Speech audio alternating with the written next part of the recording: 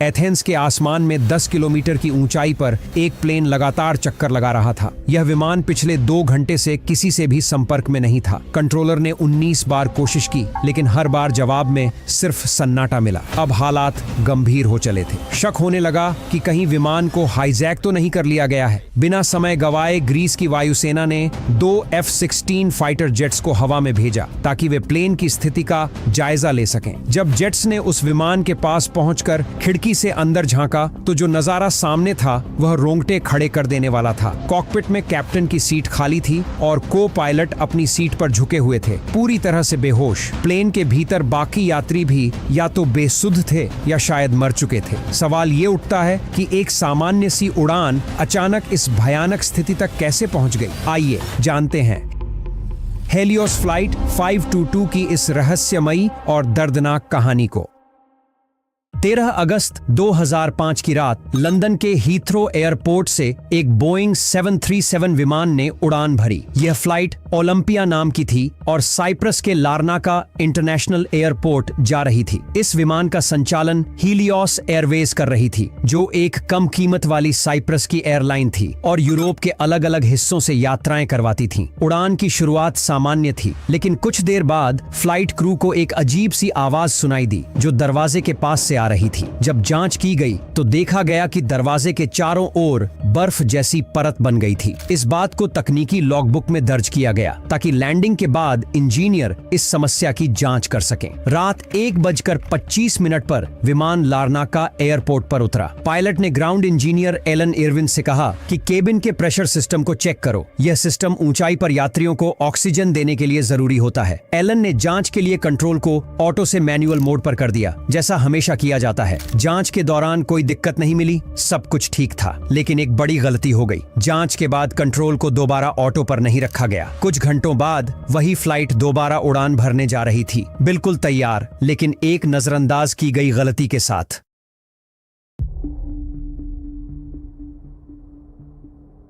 अब बात करते हैं उस दिन की जब सब कुछ बदलने वाला था, यानी 14 अगस्त 2005 की। हर किसी के लिए ये एक आम दिन था। 3:15 पर फ्लाइट 522 को उड़ान भरने की मंजूरी मिल गई। ये फ्लाइट साइप्रस के लारनाका एयरपोर्ट से एथेंस होते हुए प्राग जा रही थी। आज कॉकपिट में मौजूद थे 2 अनुभवी पायलट, 59 साल के कैप्टन हांस जोर्गन मर्टन और 51 साल के फर्स्ट ऑफिसर पैम्पोस हेरोलाम्बोस। दोनों के पास कुल मिलाकर 23,000 घंटे से भी ज्यादा का उड़ान अनुभव था। फ्लाइट में कुल 115 यात्री थे, जिनमें कई छोटे बच्चे और परिवार शामिल थे। 4 केबिन क्रू और 2 पायलट की टीम इस छोटी सी सुबह की उड़ान के लिए पूरी तरह तैयार थी। सब कुछ सामान्य लग रहा था, लेकिन इसके पीछे कुछ ऐसी बातें छुपी थीं जिनके बारे में शायद किसी ने सोचा भी नहीं था। दरअसल इन दोनों पायलट्स का अतीत कुछ खास भरोसेमंद नहीं था। कैप्टन हांस जोर्गन मर्टन को पहले ब्रिटिश एयरलाइन Jet2.com से निकाल दिया गया था, क्योंकि वे बार बार सेफ्टी रूल्स तोड़ते थे और जरूरी प्रोटोकॉल को नजरअंदाज करते थे। इसके बावजूद हीलियोस एयरवेज ने उन्हें बिना किसी गहरी जांच के दोबारा कॉकपिट में बैठा दिया और फर्स्ट ऑफिसर पैम्पोस भी ज्यादा जिम्मेदारी निभाने वाले नहीं थे। उन्हें काम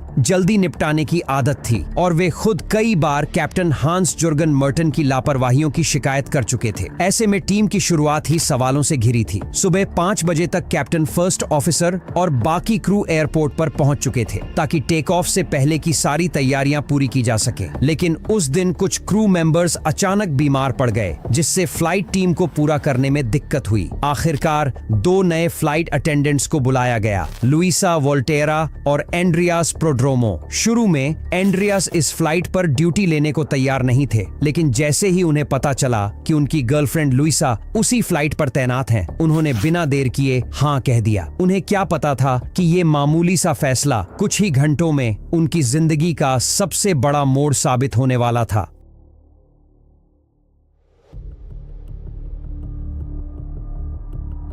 जैसे जैसे यात्री विमान में चढ़ने लगे, कॉकपिट में दोनों पायलट्स नियमित प्री फ्लाइट चेकलिस्ट पर काम करने लगे। हर फ्लाइट से पहले ये चेकलिस्ट एक जरूरी प्रक्रिया होती है, जिसमें हर बटन, हर स्विच और सिस्टम को ध्यान से चेक किया जाता है ताकि उड़ान पूरी तरह सुरक्षित रहे। लेकिन उस सुबह फ्लाइट थोड़ी देर से चल रही थी और इसी जल्दबाजी में कैप्टन और फर्स्ट ऑफिसर ने चेकलिस्ट को तेजी से पूरा करना शुरू कर दिया। इसी हड़बड़ी में एक बहुत बड़ी गलती हो गई। उन्होंने ध्यान नहीं दिया कि केबिन प्रेशराइजेशन मोड सिलेक्टर अभी भी मैनुअल पर था, जबकि उसे ऑटो पर सेट किया जाना चाहिए था। सुबह 6:07 पर यानी तय समय से 10 मिनट की देरी से फ्लाइट 522 ने लारनाका एयरपोर्ट से टेक ऑफ कर लिया। शुरुआती कुछ मिनट सामान्य थे, मौसम साफ था और विमान आसमान में ऊंचाई की ओर बढ़ता जा रहा था। उड़ान के 4 मिनट बाद ग्राउंड कंट्रोल ने फ्लाइट को 34,000 फीट की क्रूजिंग एल्टीट्यूड तक चढ़ने की अनुमति दे दी। लेकिन अब असली मुसीबत शुरू हो चुकी थी। जैसे जैसे विमान ऊपर उठता गया,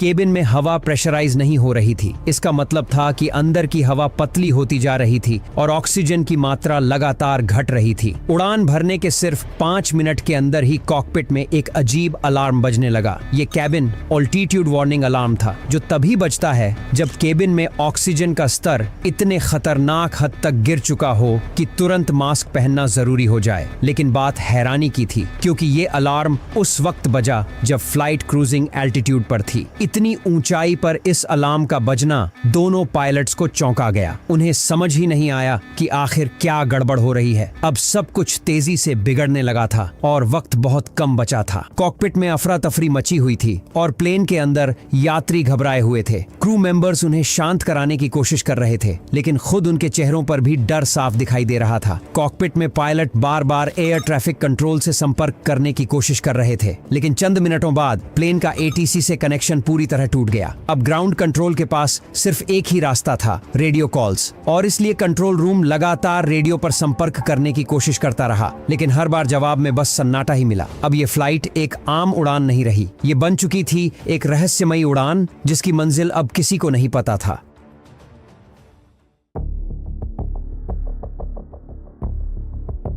इस विमान को सुबह 10:45 पर एथेंस एयरपोर्ट पर लैंड करना था, लेकिन 9:23 तक ये 34,000 फीट की ऊंचाई पर पहुंच चुका था। 9:37 पर यह फ्लाइट एथेंस के एयर स्पेस में दाखिल हो गया, लेकिन किसी भी पायलट की तरफ से कोई जवाब नहीं आया। 10:12 से 10:50 के बीच लगातार रेडियो कॉल्स किए गए, लेकिन कॉकपिट पूरी तरह खामोश था। असल में दोनों पायलट्स हाइपोक्सिया का शिकार हो चुके थे। ये एक खतरनाक मेडिकल स्थिति होती है जिसमें शरीर को पर्याप्त ऑक्सीजन नहीं मिलती। इसके असर से सबसे पहले नजर कमजोर होती है, फिर दिमाग सुस्त और भ्रमित हो जाता है, शरीर का संतुलन बिगड़ने लगता है और व्यक्ति का व्यवहार भी बदल जाता है। क्योंकि कैप्टन और फर्स्ट ऑफिसर ने 15,000 फीट की ऊंचाई पर भी ऑक्सीजन मास्क नहीं पहना था, इसलिए ऑक्सीजन की कमी का असर उन पर बहुत तेजी से हुआ। अब घड़ी में 10:45 हो चुके थे, वही वक्त जब प्लेन को जमीन पर उतरना था। लेकिन अब सबसे बड़ा सवाल यही था, विमान गया कहां? और उससे भी डरावना सवाल, जो लोग उस विमान में थे, क्या वो अब भी जिंदा थे?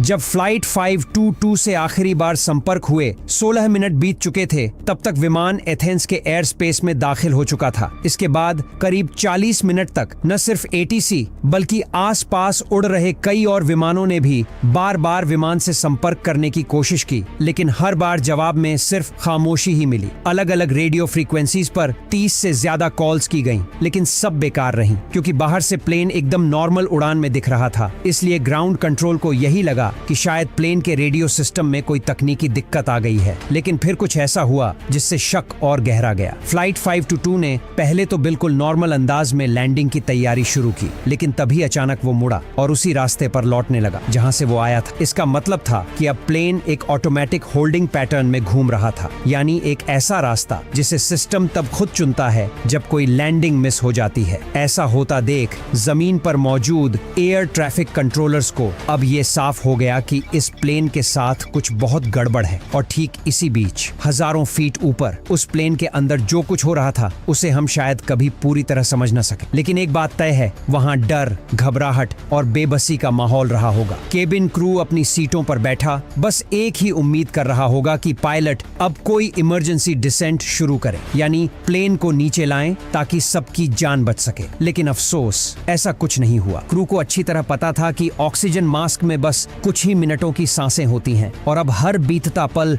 उनकी आखिरी उम्मीद को भी साथ ले जा रहा था। जमीन पर बैठे अफसर अब समझ चुके थे कि कुछ बहुत गलत हो चुका है। जैसे ही अनहोनी की आशंका हुई, उन्होंने तुरंत 2 तेज और ताकतवर F-16 फाइटर जेट्स को फ्लाइट 522 की तलाश में भेजा। कुछ ही मिनटों में ये फाइटर जेट्स उस प्लेन के पास पहुंच गए। उनमें से एक जेट बेहद पास जाकर उड़ने लगा ताकि देखा जा सके कि अंदर क्या चल रहा है। जब फाइटर जेट के पायलट ने ध्यान से देखा तो को पायलट की सीट पर कोई बैठा जरूर था, लेकिन उसका सिर झुका हुआ था, जैसे वो बेहोश हो। कैप्टन अपनी सीट पर लुढ़के हुए थे, शायद होश में नहीं थे, या फिर उससे भी बुरा। फाइटर जेट फिर थोड़ा पीछे हटा और प्लेन की पिछली खिड़कियों से अंदर झांकने की कोशिश की, लेकिन जो नजारा दिखा वो रोंगटे खड़े कर देने वाला था। पूरे प्लेन में कोई भी हिला तक नहीं, न किसी ने खिड़की से देखा, न किसी ने हाथ हिलाया, बस सन्नाटा था, जैसे प्लेन में सब कुछ बिल्कुल शांत और थमा हुआ हो। फिर करीब 11:49 पर फाइटर जेट के पायलट ने देखा कि एक आदमी धीरे धीरे केबिन से कॉकपिट की ओर बढ़ रहा था।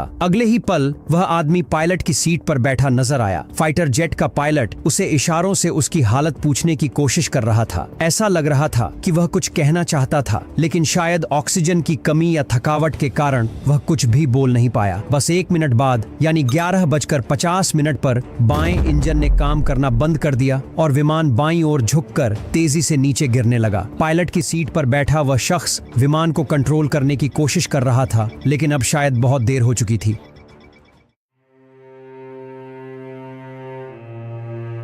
अब फ्लाइट 522 मौत के बेहद करीब था। इस दौरान कॉकपिट के रेडियो पर बहुत धीमी और टूटी फूटी आवाज में एक पुकार सुनाई दी।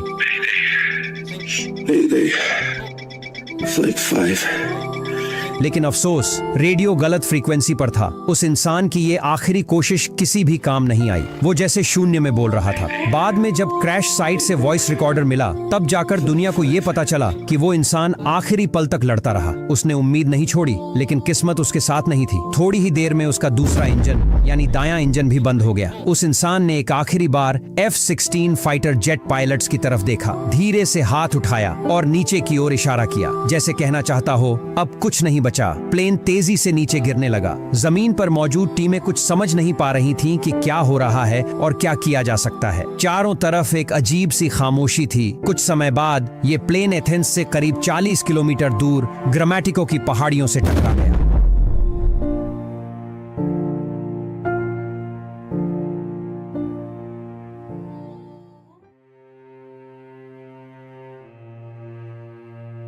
जरा सोचिए उस दर्दनाक पल को जब प्लेन पहाड़ से टकराया होगा। वो 121 मासूम लोग जिनके पास अब कोई रास्ता नहीं बचा था, और उस फाइटर जेट के पायलट्स की मनोस्थिति जिन्होंने सब कुछ अपनी आंखों के सामने होते देखा, पर चाहकर भी कुछ नहीं कर पाए। यह एक ऐसा मंजर था जो शायद उनकी आंखों में हमेशा के लिए छप गया होगा। हादसे की खबर जंगल की आग की तरह फैल गई। तुरंत रेस्क्यू ऑपरेशन शुरू किया गया और मृतकों के शवों को एक एक कर बाहर निकाला गया। लेकिन जब कुछ शवों की ऑटोप्सी की गई तो एक चौंकाने वाला सच सामने आया। ज्यादातर यात्रियों और पायलट्स की मौत प्लेन क्रैश से पहले ही हो चुकी थी। इसका मतलब यह था कि विमान बिना किसी सक्रिय पायलट के लगभग 2 घंटे तक हवा में उड़ता रहा। अब सबसे बड़ा सवाल यही था, जब असली पायलट्स मर चुके थे तो फिर इतने समय तक प्लेन को आखिर कौन संभाल रहा था? इसका जवाब मिलता है उस बहादुर शख्स में जिसका जिक्र हमने वीडियो की शुरुआत में किया था, फ्लाइट अटेंडेंट एंड्रियास प्रोड्रोमू। जी हाँ, वही एंड्रियास जिन्होंने आखिरी समय तक फ्लाइट को संभालने की कोशिश की थी। उन्हीं की टूटी फूटी आवाज एयर ट्रैफिक कंट्रोल तक पहुंची थी, जिसमें उन्होंने कम से कम 5 बार मेडे मेडे कहकर मदद की गुहार लगाई थी। एंड्रियास के पास यूके का कमर्शियल पायलट लाइसेंस था, लेकिन उनके पास बोइंग 737 जैसे बड़े और जटिल विमान को उड़ाने का अनुभव नहीं था। इसके बावजूद उन्होंने हालात का मुकाबला किया और उस प्लेन को एक घनी आबादी वाले इलाके से दूर पहाड़ी क्षेत्र की तरफ मोड़ने में सफल रहे। करीब 15 महीने बाद ग्रीस सरकार ने इस हादसे की एक रिपोर्ट जारी की, जिसमें बताया गया कि इस भयानक दुर्घटना की सबसे बड़ी और असली वजह सिर्फ एक बटन था, प्रेशराइजेशन बटन, जिसे ऑटो मोड पर होना चाहिए था, लेकिन गलती से मैनुअल मोड में छोड़ दिया गया। जैसे जैसे प्लेन आसमान में ऊपर उड़ता गया, वैसे वैसे केबिन के अंदर ऑक्सीजन की मात्रा घटने लगी, जिससे यात्रियों को चक्कर आने लगे, सिर भारी लगने लगा और सांस लेने में तकलीफ महसूस होने लगी। उसी दौरान कॉकपिट में एक एक अलार्म बजा, लेकिन पायलट ने उसे एक मामूली तकनीकी गड़बड़ी समझा, जबकि असल में वो अलार्म इस बात की चेतावनी दे रहा था कि प्लेन में ऑक्सीजन खत्म हो रही है। लेकिन इस बात को समझने में देर हो गई।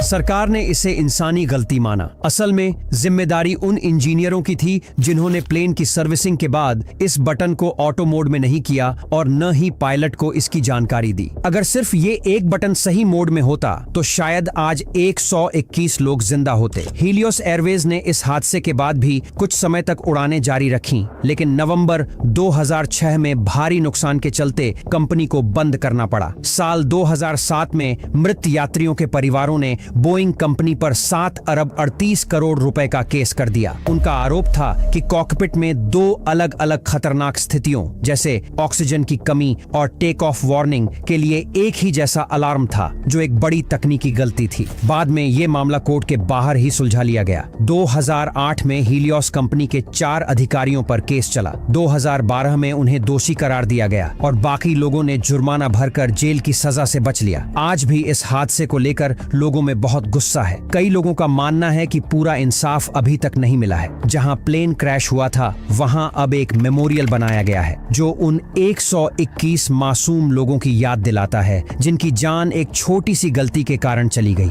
ये मेमोरियल सिर्फ एक जगह नहीं बल्कि एक सवाल भी है, एक ऐसा सवाल जो आज भी लोगों के दिलों में जिंदा है।